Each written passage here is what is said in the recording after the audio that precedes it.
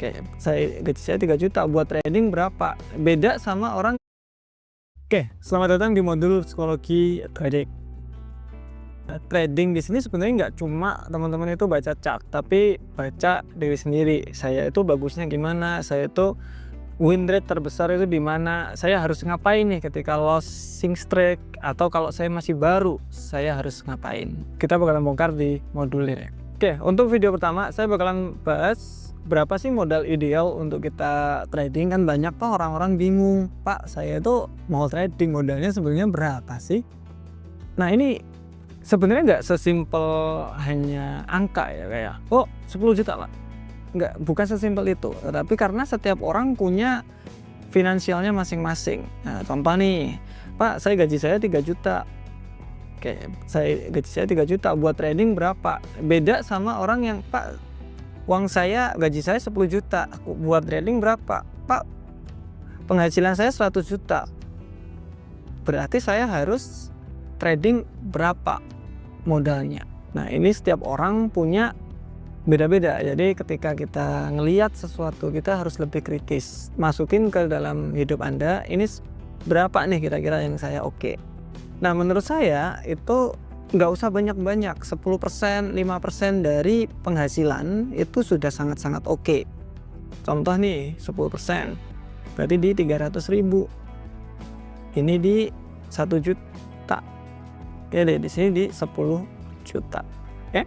Kenapa kalau saya bilang 10%? Ini maksimal kita bilang. Kenapa kok 10%? Karena 10% di sini berarti teman-teman masih punya 90% buat dikelola.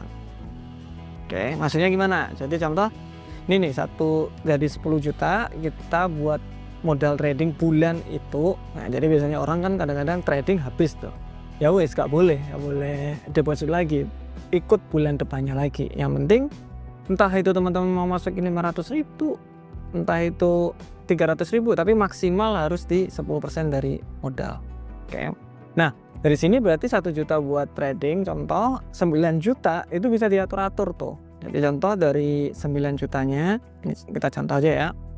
9 juta, 5 juta buat kehidupan sehari-hari, kemudian di 4 juta buat investasi juga bisa. Nah, itu agak berbeda di mana investment sama trading. Jadi investment di sini juga bisa diubah lagi. Investment dalam bentuk apa?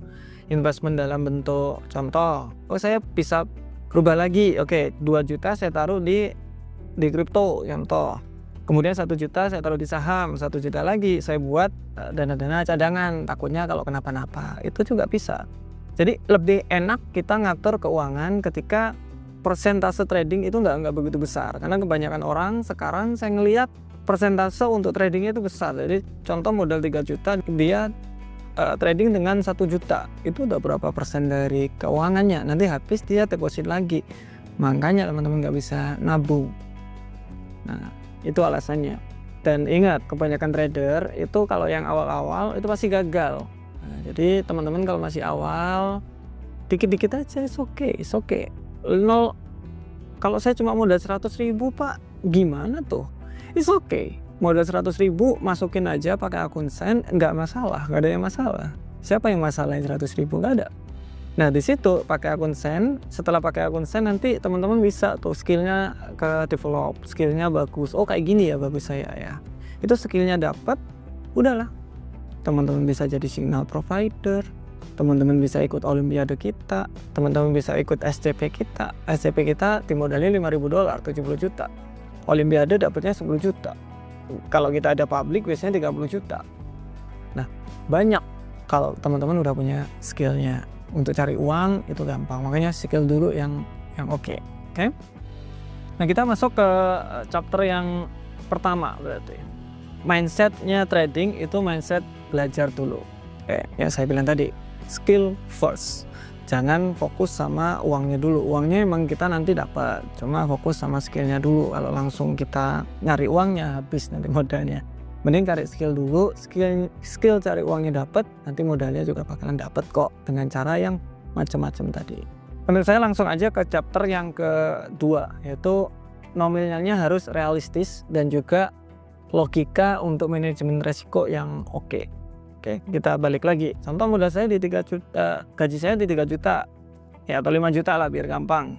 Dari 5 juta kita bagi, oke, 500.000 buat trading, 4,5 juta kita bisa alokasikan ke yang lainnya. Nah, kemudian kita alokasikan, atau kita pecah-pecah. Di sini buat kehidupan sehari-hari 3 juta, investasi 1 juta, kemudian 500 buat pegangan. Nah, atau 3 juta ini bisa dipecah lagi, 500.000 bisa buat leisure. Jadi bisa buat contoh teman-teman mau pergi kemana, jalan-jalan, itu ada. Jadi di sini trading di sini tidak merubah kebiasaan Anda menabung, tidak merubah lifestyle Anda yang biasanya makannya ya ayam, sekarang nggak bisa makan, kan kasihan juga.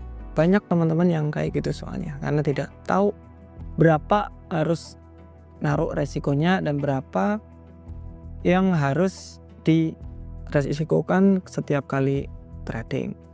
Itu untuk modal trading. Kita lanjut ke modul yang kedua.